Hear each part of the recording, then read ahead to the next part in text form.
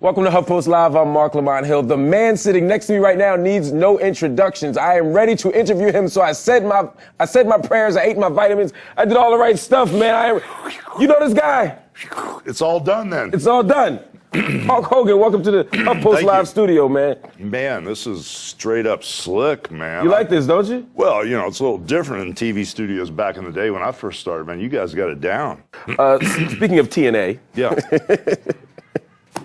Go for it, man. I'm A ready. video came out. You can't throw nothing at me that I can't catch. I'm just saying, bro. A video came out recently. Ouch. Yeah, ouch. That's what she said.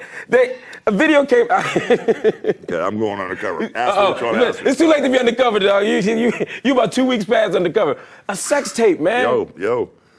Crazy. Do we have time for the... You guys much time for this? The Reader's Digest version or the real deal? Dude, give me the real deal. Real deal straight up. Had a tough time. I'm married for 23 years. Yeah. And I don't want to, how do I say it? I don't want to bash people or say anything bad, but the marriage wasn't cool. There was just a bunch of bad stuff going on. Old school, you got 2 kids, you're supposed to stay married, you know. Right. Didn't realize it's bad for the kids or what the right thing to do was. So, till death do us part, you know, so sickness or worse or whatever the rap is under God, so I figured you need to stay married. Hung as long as I could. During that time, you know, there's certain, and what I didn't realize till after I went through a divorce, I didn't realize, you know, Hulk Hogan was abused. What do you mean Hulk Hogan's abused? I didn't understand a lot of stuff, bro. I mean, I'm old school, never used a computer in my life. I mean, I'm really not, I just get an iPhone, I know how to text, I'm cool.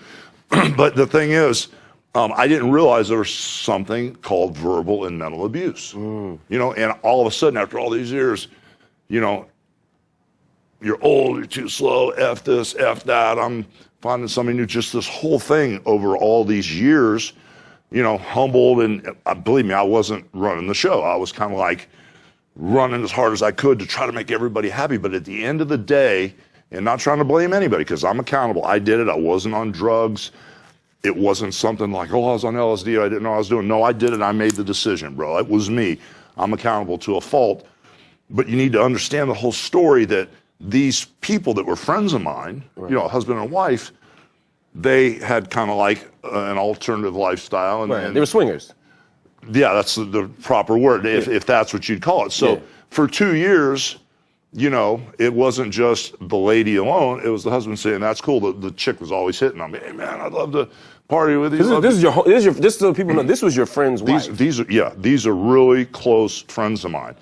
And, you know, my buddy, you know, who's a radio DJ, you know, was like, cool, hey, don't worry about it. You know, Heather's got this crush on you, this, that, and the other, and all, but she was just relentless. I want to see this, and I want to do that. And every time I talked on the phone, she'd grab the phone and bang, bang, bang, hit, you know, and it was like, I mean, it's just crazy, you know.